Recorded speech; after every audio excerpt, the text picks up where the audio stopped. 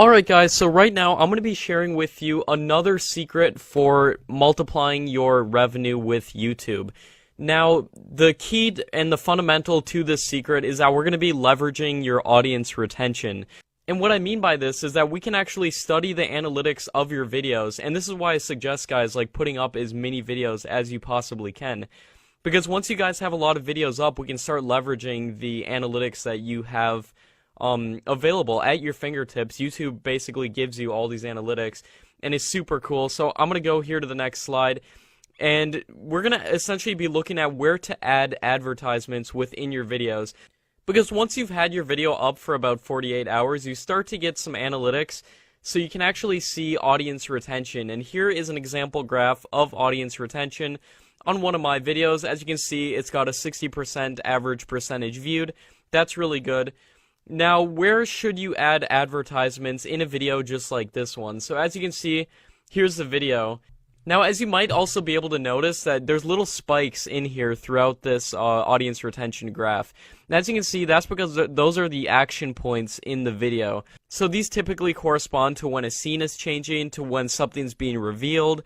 So you want as many of these action points as possible in your video to get higher audience retention and a higher average percentage viewed. So as you can see, there's all these little spikes in here throughout the video. This particular video is a top 5 video. So as you can see, there's about 5 spikes in here. This first spike is at the intro, the second spike is at number 5, 4, 3, 2, 1.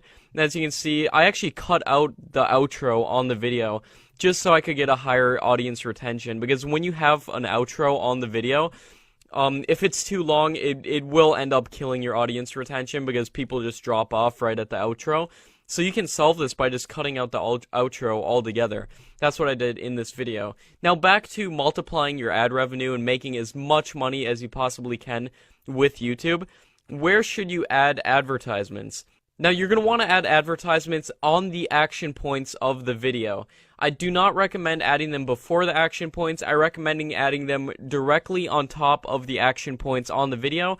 And these can be seen in the analytics that take about 48 hours to generate after you uploaded your video to YouTube. So I recommend publishing your video and adding the advertisements at first where the action points are, where you think the action points are. That's what you should do first. And then after 48 hours, after the video was up, then you can go back through the analytics and see exactly and kind of fine-tune where those advertisements are. So for this example video, as you can see, the first ad we're going to want to add on this little bump right here. I generally like to add an advertisement about 10 to 20 seconds into the video, regardless, because some audience retention graphs, it'll go directly down and just be like, and that's generally not a good video. But when it has a spike here, you're going to want to add an advertisement right on that. Otherwise, I would add an advertisement about to 10 to 20 seconds in regardless. And then for the second advertisement, as you can see, I added right on this bump right here. Again, do not add it before, because as you can see, the audience retention is a little lower right there. You add it when it's going directly at the peak of the audience retention graph. So we add another advertisement right there.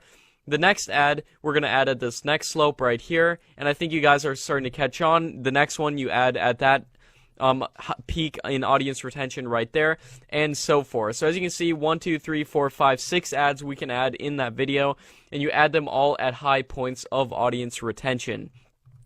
Now, here's another example of a different kind of audience retention chart, and as you can see, this chart has it kind of goes down, and then as you can see, there's a big action point at about 10 minutes in the video. So for sure, you're going to want to add an advertisement right at the peak of that action point in this video. So definitely add an advertisement right there. Now you might be wondering, should I add any more advertisements in this video? Where else should I put an ad in this video? Now I just want to quick out before I tell you guys where you should place the next ad in an audience retention chart like this. As you can see at the very end right here, it does slope off, and that's because I put that long 20-second outro, which was a big mistake. You're not going to want to add outros that are too long, because people just click off the video when they see a long outro. They're not going to want to watch it. It just makes people click off of the video. So definitely do not put too long of an outro. That kind of killed the audience retention at the end. But this video did perform very, very well because I did have that spike right there. And if you can add as many action points and as many spikes in audience retention as possible, your channel's really going to blow up, especially if you can combine that with the high click-through rate, your channel is going to blow up, guys. So high audience retention combined with high click-through rate equals the watch time, which is what YouTube's looking for.